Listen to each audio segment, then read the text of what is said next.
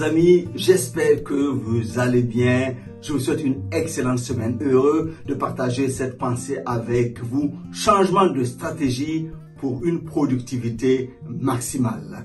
Quand nous regardons dans les évangiles, notamment dans Luc chapitre 5, il nous est parlé d'une histoire extraordinaire. Simon-Pierre avec ses frères ont pêché toute la nuit. C'étaient des pêcheurs professionnels. Sauf qu'ils n'ont rien pris toute la nuit. Et le matin, ils étaient là, au bord de la mer, en train de laver leur filet. C'est là que Jésus vient. Il avait besoin d'enseigner cette grande foule qui était au-devant de lui. Alors il emprunta une des barques, il alla dans la mer et il s'adressait à la foule. Quand il a fini d'enseigner, il dit à Simon-Pierre, avance en pleine mer et jette ton filet. Et Simon-Pierre dit, mais Seigneur, nous avons pêché toute la nuit et nous n'avons rien eu. Nous connaissons cette parole. Et il continue en disant, mais à ta parole, nous jetterons le filet. Effectivement, il a jeté le filet. Ils ont capturé beaucoup de poissons. Ils ont dû demander de l'aide de leurs amis qui étaient dans une autre barque parce qu'il y avait quantité de poissons à faire sortir de l'eau.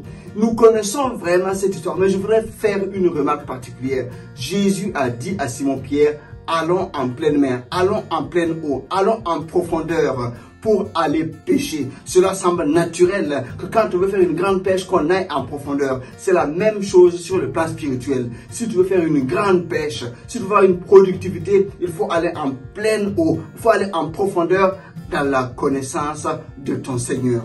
Pierre a accepté. Il est allé avec Jésus en pleine mer. Je t'encourage donc.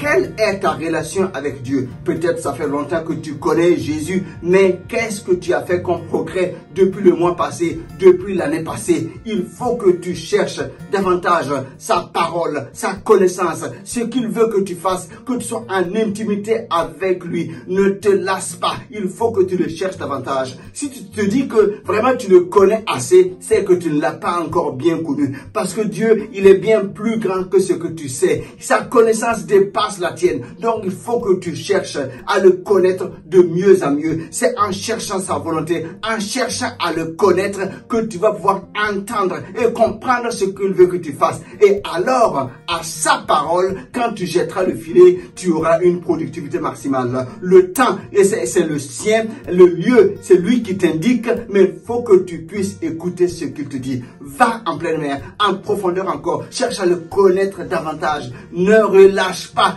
Les difficultés que tu passes ne sont pas là pour arrêter ta productivité. Non, c'est pour la multiplier. Parce que en ces difficultés, tu vas chercher à connaître davantage ton maître, marcher avec lui, aller en profondeur dans sa volonté, à une quête, une soif permanente de connaître ce qu'il veut pour toi. Ne te relâche pas, va de l'avant. Une productivité maximale t'attend quand tu marches en profondeur avec lui et quand tu écoutes sa voix et que tu obéis. Je t'encourage vraiment cette semaine parce que une bénédiction exceptionnelle est pour toi, parce que tu marches avec Dieu qui est fidèle en ses promesses. Allez, à très bientôt.